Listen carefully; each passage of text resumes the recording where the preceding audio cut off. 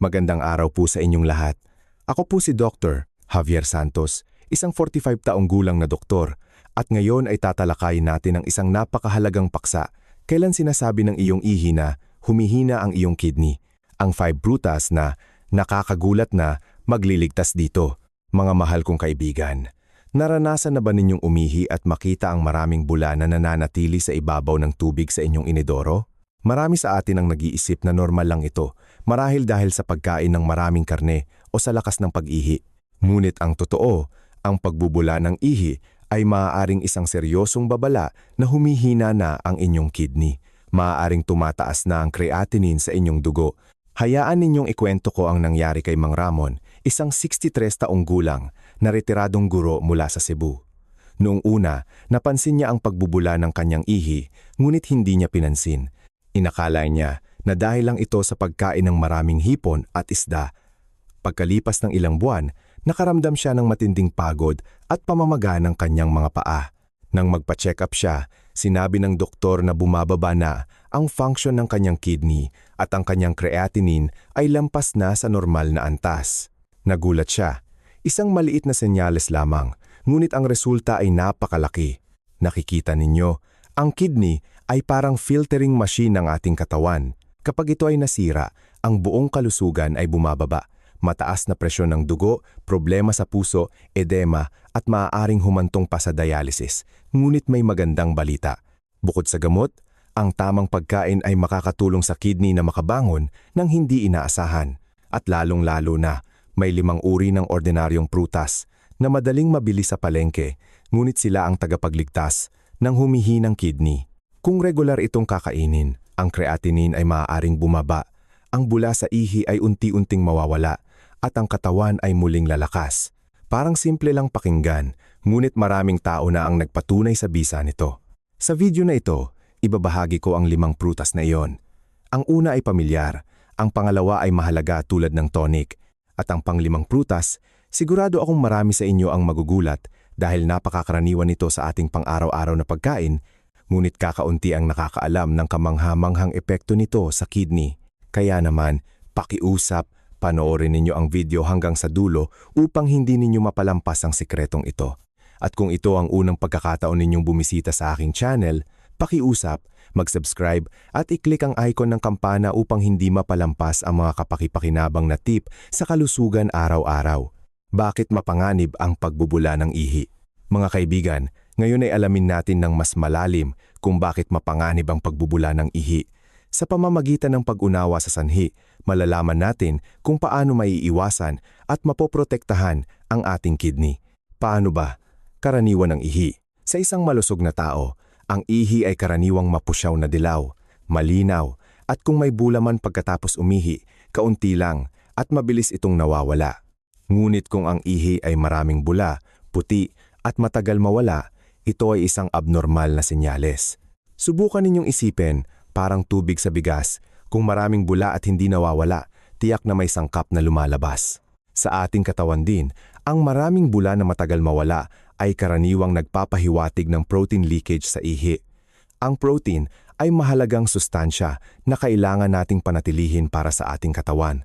Kapag ito ay lumabas, nangangahulugang humihina na ang kidney at hindi na nito kayang panatilihin. Mga sanhi ng kidney leakage at paghina ng kidney function. Pagkasira ng mga selula ng kidney, kapag nasira ang mga selula ng kidney, hindi na nito kayang salain ng maayos ang dugo na nagre-resulta sa paglabas ng protein at maging ng red blood cells. High blood pressure at diabetes. Ito ang 2 pangunahing kaaway ng kidney. Ang matataas na antas ng asukal sa dugo o matagal na high blood pressure ay nakakasira sa maliliit na daluyan ng dugo sa kidney na nagiging sanhi ng labis na pagtatrabaho ng kidney at pagtagas. Labis na pagkonsumo ng protein at asin. Maraming tao ang may ugali na kumain ng maraming pulang karne, tuyong isda at maaalat na pagkain na nagpapahirap sa kidney. Sa kalaunan, nasisira ang filtering machine. Iba pang sakit, ang glomerulonephritis, sakit sa atay at sakit sa puso ay maaari ding maging sanhi ng paglabas ng protein sa ihi. Bukod sa pagbubula, maraming tao ang nakakaranas din ng unti-unting pagbaba ng dami ng ihi, madilim na kulay ng ihi, pagkapagod, kawalan ng gana, pagduduwal, bahagyang pamamaga ng mga paa at talukap ng mata, pagtaas ng presyon ng dugo at mabilis na pagtibok ng puso. Napansin ba ninyo, ang mga senyales na ito ay madalas na malabo at madaling mapagkamalan ng mga sintomas lamang ng pagtanda. Dahil dito, maraming tao ang hindi pinapansin hanggang sa magpa-check up sila at malaman na mataas na ang creatinine at humihina na ang kidney. Isipin ninyo, ang kidney ay parang water filter. Kung ang filter ay butas o sira, ang dumi ay hindi nasasala at mas mabilis na masisira ang makina. Ganito rin ang kidney. Kapag humina ang function nito at hindi natin napapansin, ang mga kahihinatnan ay napakabigat. Mataas na creatinine. Ito ang tagapagpahiwatig ng kidney failure. Kapag lumampas sa normal na antas, ang katawan ay mapapagod, mamumutla at mamamaga ang buong katawan. Ang tubig at asin ay maiipon na magiging sanhi ng pamamaga ng mga kamay at paa. Panganib ng dialysis, kapag nawala ang kakayahan ng kidney na magsalasa, ang pasyente ay kailangang magpa-dialysis 2 o 3 beses sa isang linggo. Ito ay isang napakalaking pasanin, kapwa sa kalusugan at pinansyal. Naaalala ko si Aling Nena, isang kapitbahay sa Tondo, Manila. Sa simula, napansin niya lang ang pagbubula ng kanyang ihi. Hindi niya pinansin, inakala niya na normal lang sa matanda. Pagkalipas ng 6 na buwan, na-ospital siya dahil sa pagod at pamamaga ng kanyang mga paa. Sa laboratorio, napag-alaman na napakataas ng kanyang creatinine. Sa puntong iyon, inirekomenda ng doktor ang regular na dialysis. Nakikita ninyo, isang maliit na senyales lamang, ngunit kung babaliwalain, napakalaki ng kabayaran. Ang mahalagang bagay na dapat ninyong tandaan ay direkta ang epekto ng pagkain sa kidney. Kung kumain ng masyadong maalat, masyadong maraming protina ng hayop, at umiinom ng kaunting tubig, ang kidney ay parang isang makina na palaging overworked. Sa kabilang banda, kung pipiliin natin ang mga pagkaing magaan, mayaman sa bitamina, at natural na diuretics, ang kidney ay makakapagpahinga at magkakaroon ng pagkakataong makabawi. Kaya naman, palaging ipinapayo ng mga doktor na kapag nakita ang pagbubula ng ihi, huwag baliwalain, baguhin agad ang pamumuhay. At isa sa mga pinakasimple at madaling pagbabago ay ang pagdaragdag ng mga prutas na mabuti para sa kidney. Mga kaibigan, nais kong itanong ng totoo, mayroon ba sa inyo ang nakakita na ng maraming bula sa inyong ihi? Kung naranasan ninyo, pakiusap, mag-comment ng 11 sa ibaba upang malaman ko. Kung hindi pa ninyo napapansin, ilagay ang 0 upang mula ngayon ay sabay-sabay nating simulan na mas obserbahan ang ating katawan. Mga kaibigan, sigurado akong ngayon ay naiintindihan na natin na ang pagbubula ng ihi ay isang mapanganib na senyales na hindi dapat baliwalain. Ito ay nagpapahiwatig na ang kidney ay humihingi ng tulong at maaaring tumataas na ang creatinine. Ngunit huwag mag-alala ng sobra dahil ang kalikasan ay laging may kamangha-manghang handog. Pagkatapos nito, ibubunyag ko sa inyo ang 5 ordinaryong prutas na kapag regular na kinakain, ang humihinang kidney ay unti-unting makakabangon. At ang pang-5 prutas, sigurado akong marami ang magugulat dahil napakapamilyar nito na nakikita natin araw-araw, ngunit kakaunti ang nakakaalam ng kamangha-manghang epekto nito sa kidney. Gusto ba ninyong malaman kung ano ang mga prutas na iyon? Kung gayon, lumipat tayo sa susunod na bahagi. 5. Gininto ang prutas na tutulong sa pagbawi ng kidney. 1. Mansanas. Ang doktor ng kidney. Mga kaibigan, ang unang prutas na nais kong ipakilala ay ang mansanas. May sikat na kasabihan sa kanluran, an apple a day keeps the doctor away. Ang kasabihang ito ay hindi nagkataon lamang dahil ang mansanas ay tunay na gininto ang kaibigan ng kidney. Bakit? Ang mansanas ay mayaman sa soluble fiber, lalo na ang pectin. Ang sangkap na ito ay may kakayahang sumipsip ng masamang kolesterol at asukal sa dugo. Sa gayon ay tumutulong na kontrolin ang presyon ng dugo at antas ng asukal sa dugo, ang dalawang pangunahing sanhi ng kidney failure. Alam ninyo, ang kidney ay takot sa high blood pressure at diabetes. Kung makokontrol natin ang dalawang ito, nangangahulugang nabawasan natin ang malaking pasanin sa kidney. Hindi lamang iyan, ang mansanas ay naglalaman din ng maraming antioxidants tulad ng quercetin at flavonoid na nagpoprotekta sa maliliit na daluyan ng dugo sa kidney. Kapag malusog ang mga daluyan ng dugo, maganda ang daloy ng dugo at sapat ang nutrisyon ng kidney para gumana. Ipinapakita rin ng mga pag-aaral na ang regular na pagkain ng mansanas ay nakakabawa sa panganib ng protein leakage sa ihi. Ibig sabihin ay nababawasan ang bula sa pag-ihi. Ito ay isang napakagandang senyales. Napakasimple ng paraan ng pagkain. Maaari kayong kumain ng 1 o 2 hinog na mansanas araw-araw o gawing juice, ngunit tandaan, huwag lagyan ng maraming asukal. Para sa mga matatanda na mahina ang ngipin, maaari ninyong balatan at pakuluan ang mansanas kasama ng kaunting cinnamon para maging mas mabango at madaling kainin. Naaalala ko ang isang ginang, mahigit 70 taong gulang, na may humihinang kidney. Mataas ang creatinine at nakaramdam siya ng pagod. Matapos sundin ang payo ng doktor, pinanatili niya ang ugali na kumain ng 1 mansanas tuwing umaga. Pagkalipas ng 3 buwan, nang muling suriin, bumaba ang creatinine niya sa mas matatag na antas.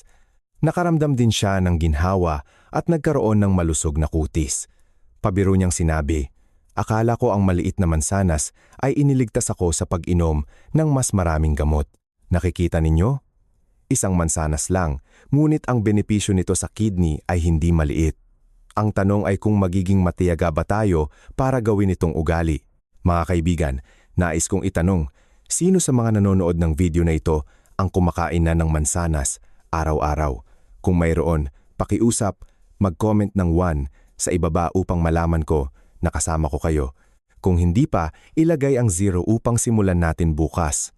At ngayon, pagkatapos nating malaman na ang mansanas ang unang prutas na nagpapanatiling malusog ang kidney, dumako tayo sa pangalawang prutas, ang pakwan. Hindi lang masarap at matamis, ang pakwan ay itinuturing ding natural na tonic para sa mga daluyan ng dugo at kidney. Curious ba kayo kung bakit? 2. Pakwan, ang pampaginhawa sa kidney.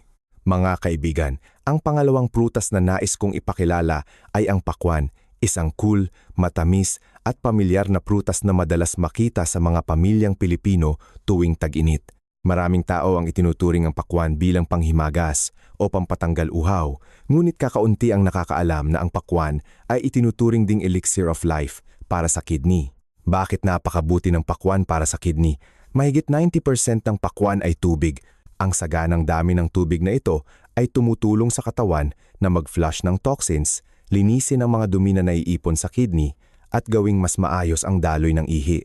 Lalo na para sa mga taong madalas mamaga, kaunti ang ihi, ang regular na pagkain ng pakwan ay magpapagaan ng pakiramdam ng katawan at mababawasan ang bigat sa mga kamay at paa.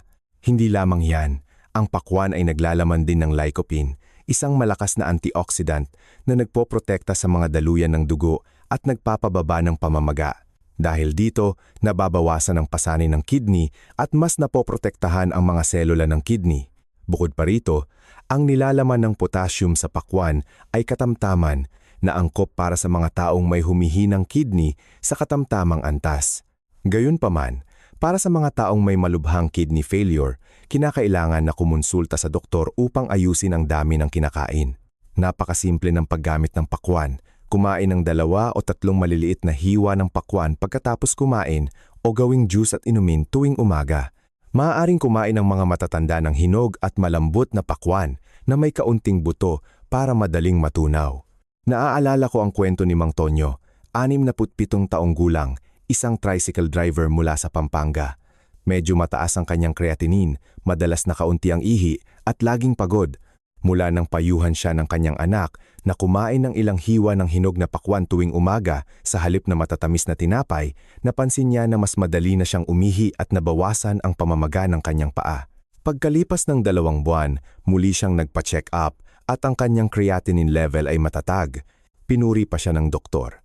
Alam mong paano suportahan ang iyong kidney sa pamamagitan ng pagkain, Mang Tonyo. Nakikita ninyo? Minsan, ang isang matamis na hiwa ng pakwan ay mas mahalaga pa kaysa sa gamot dahil tumutulong ito sa katawan na linisin ang sarili mula sa loob. Mga kaibigan, nais kong itanong, sino sa inyo ang mahilig kumain ng pakwan tuwing tag-init?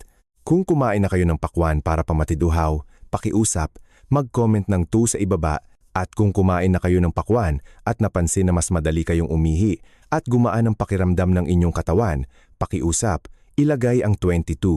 Matutuwa akong basahin ang inyong mga komento.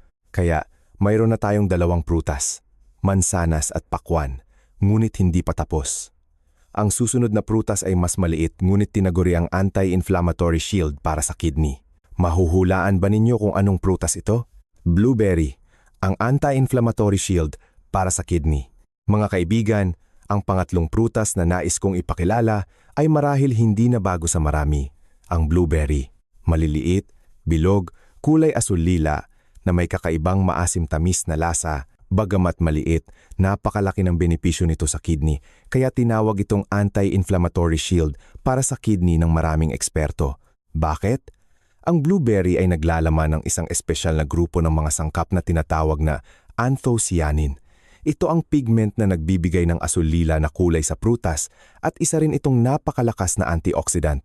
Nakakatulong ang mga sangkap na ito na mabawasan ang pamamaga, protektahan ang maliliit na daluyan ng dugo sa glomeruli ng kidney, at maiwasan ang paglala ng pinsala.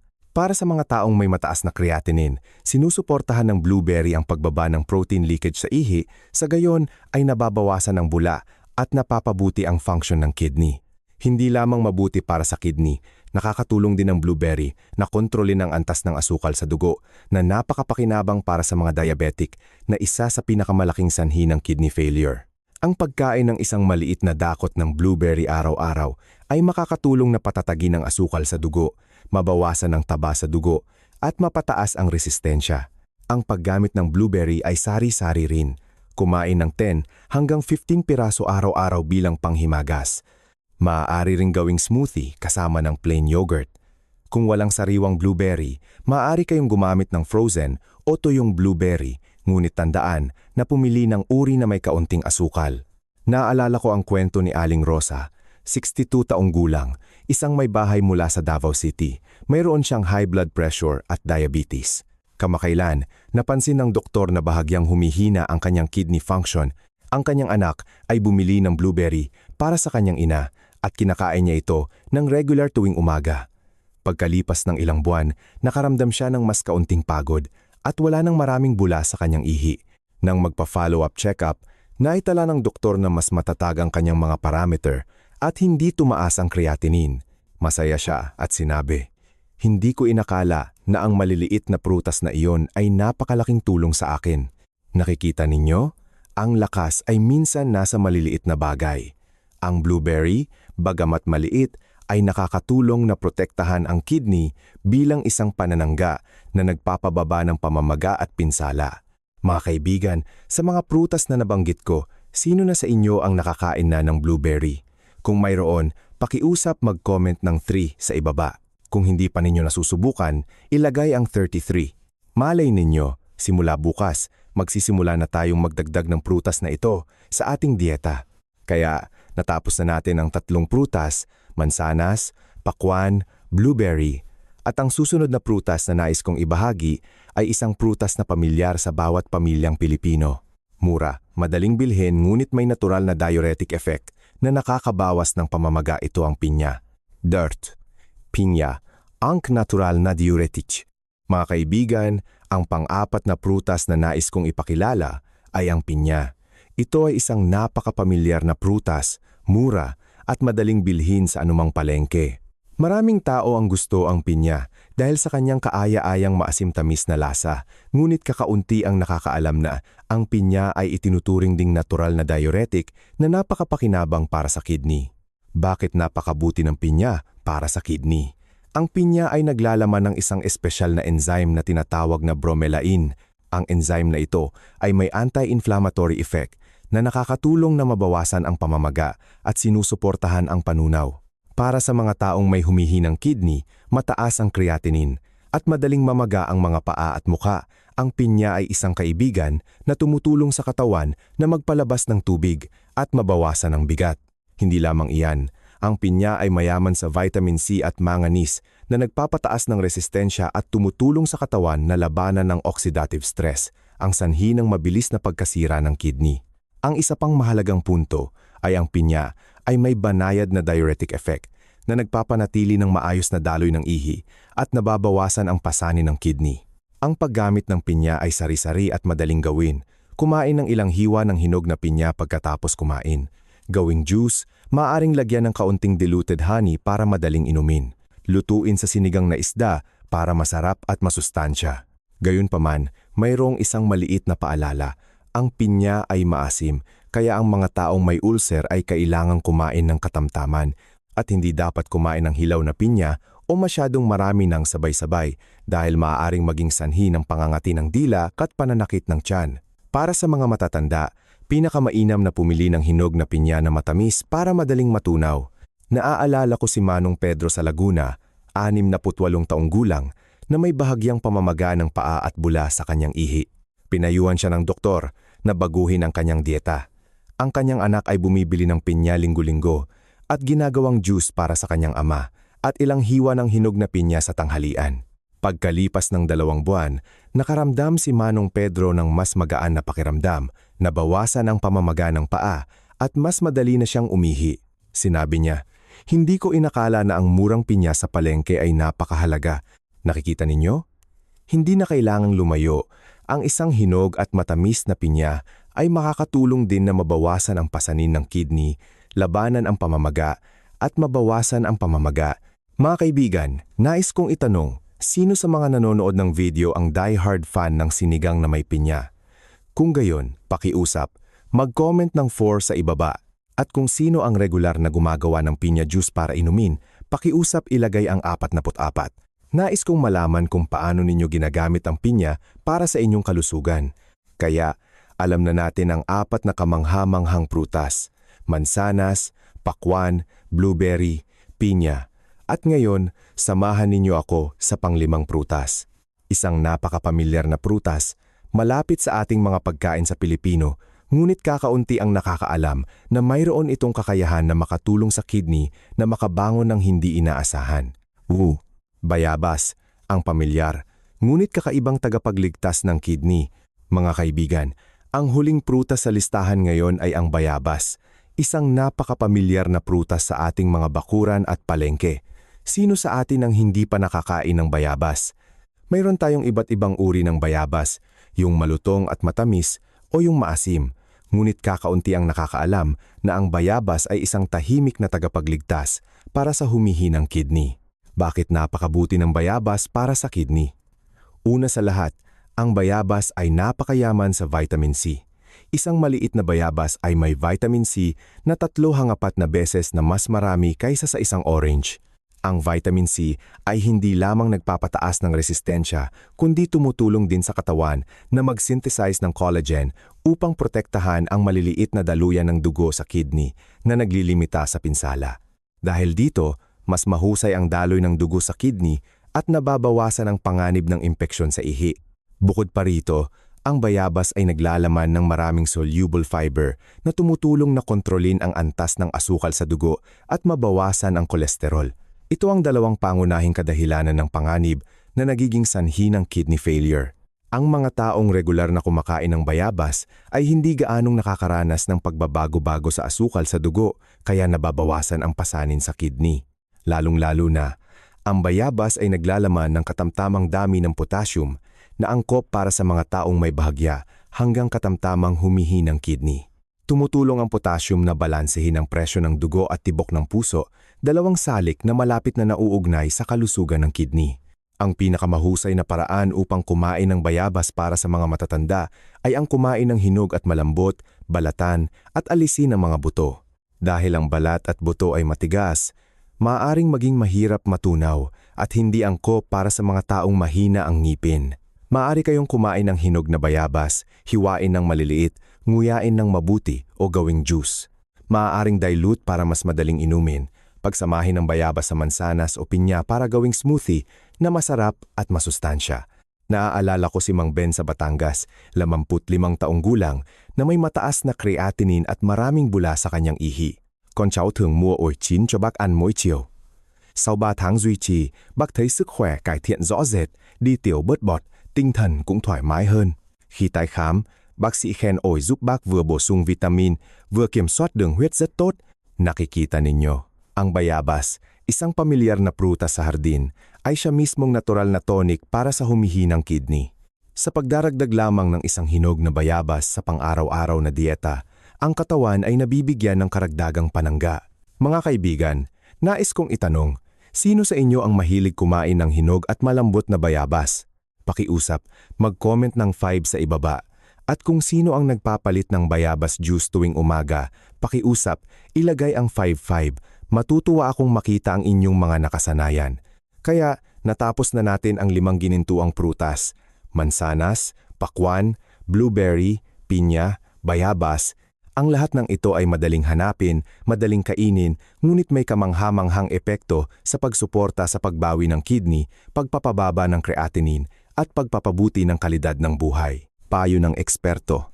Mga mahal kong kaibigan, matapos nating talakayin ang 5 ginintuang prutas na mabuti para sa kidney, mula sa mansanas, pakwan, blueberry, pinya, hanggang sa bayabas, sigurado akong marami ang magtatanong, epektibo ba talaga ang pagkain ng ganito? Mayroon bang siyentipikong batayan na nagpapatunay? At bukod sa pagkain ng prutas, ano pa ang kailangan nating bigyan ng pansin upang protektahan ang kidney? Ito ay isang napaka-praktikal na tanong. At para masagot, ibabahagi ko ang payo mula sa mga nephrologist, kidney specialists at nutritionists. Ayon kay Dr. Francisco Javier, isang kilalang nephrologist sa Philippine General Hospital, ang dieta ay nagtatakda ng hanggang 50% ng kalusugan ng kidney. Ang kidney ay parang isang filtering machine ng katawan. Kung araw-araw itong pinipilit na salain ng sobrang protina, asin o asukal, hindi magtatagal ay masisira ang makina.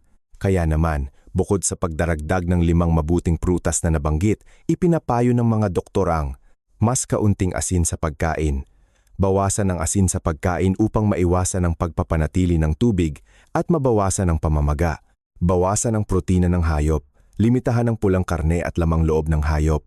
Sa halip, kumain ng maliliit na isda, itlog at tofu.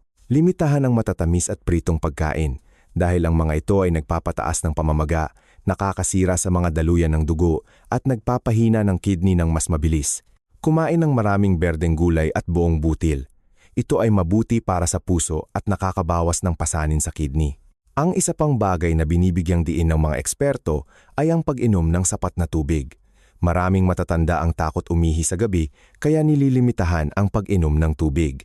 Ngunit ito ang nagiging sanhi ng pagiging tuyo ng kidney, mahina ang pagsasala at naiipon ng toxins. Ang mga taong may humihinang kidney ay kailangan pa ring uminom ng 1.52 litro ng tubig araw-araw, hatiin ito sa maghapon at huwag iinumin ng sabay-sabay sa gabi.